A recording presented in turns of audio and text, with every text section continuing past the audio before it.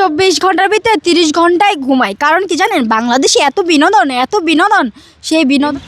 আলহামদুলিল্লাহ ভালো ভাইয়া। বাংলাদেশে বাহিরের পাকিস্তান থেকে এক নারী আসছিল, অনিকা, এক কাকার সাথে দুর্ব্যবহার করেছে। আসলে উনি এক কাকার সাথে না, এরকম হাজার মানুষের সাথেই করেছে। তো একটা মানুষ ওনার সাইড দিয়ে হেঁটে গেছে, এই কারণে তাকে মানে ব্যাগলে এভাবে মারতে যায়।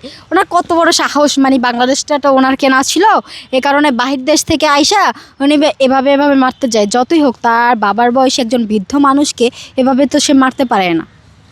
কারণ একটা মানুষ হাঁটতেই পারে। উনি দাঁড়াইছে কোথায়? ওনার প্রত্যেকটা ভিডিও হচ্ছে রাস্তার মাঝখানে যাইয়া ড্রেস আপ খুইলা ভিডিও বানানো, শাড়ি পরা, কখনো লেহেঙ্গা পরা, কখনো ওয়েস্টার্ন পরা, কখনো শীতের জামা কাপড়ও পরা, এরকম। তো একটা মানুষ কোনোর জন্য রাস্তা দিয়ে হাঁটাচলা করবে না, এ কারণে কি সে মারতে হবে?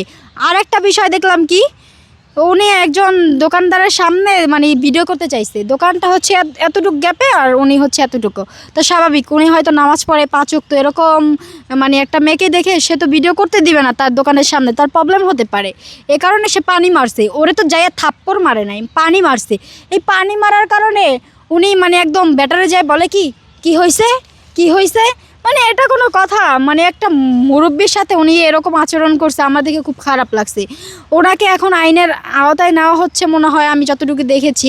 আবার একটা ইন্টারভিউতে যা বলে কি জানেন, বলে যে আমি দিনের 24 ঘন্টার ভিতরে 30 ঘন্টায় ঘুমাই। কারণ কি জানেন, বাংলাদেশে এত বিনোদন, সেই বিনোদনগুলো আমি মিস করতে চাই না। আমার না মিস করলে কান্না পায় যে এটা আমি মিস করে ফেললাম।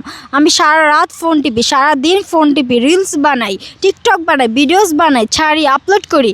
মানে আমি বিনোদন মিস করতে চাই না। বোন, যাই হোক, আপনি ভালো হয়ে যান।